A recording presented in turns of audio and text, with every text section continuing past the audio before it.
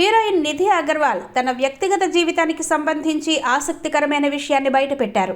సాధారణంగా సెలబ్రిటీల లైఫ్ స్టైల్లో పార్టీలు, మద్యం కామన్ అని భావిస్తారు.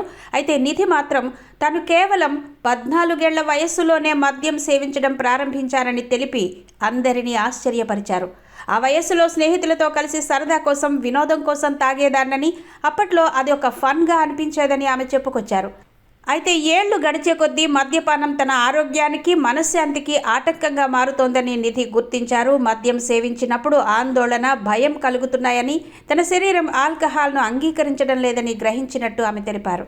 దీంతో 6 ఏళ్ల క్రితమే మద్యపానాన్ని పూర్తిగా విడిచిపెట్టానని, ఇప్పుడు పార్టీలకు వెళ్లినా కేవలం గ్రీన్ టీ మాత్రమే తాగుతూ ఎంజాయ్ చేస్తున్నానని స్పష్టం చేశారు.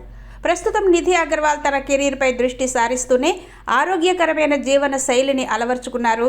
ప్రభాస్ సరసన నటిస్తున్న ది రాజాసాబ్, పవన్ కళ్యాణ్, హరిహర వీరమల్లు వంటి భారీ ప్రాజెక్టుల్లో నటించినా అవి ఆమెకు కలిసి రాలేదు. 2 సినిమాలు డిజాస్టర్ కావడంతో నిధి కెరీర్ ఇప్పుడు ప్రశ్నార్థకంలో పడిపోయింది.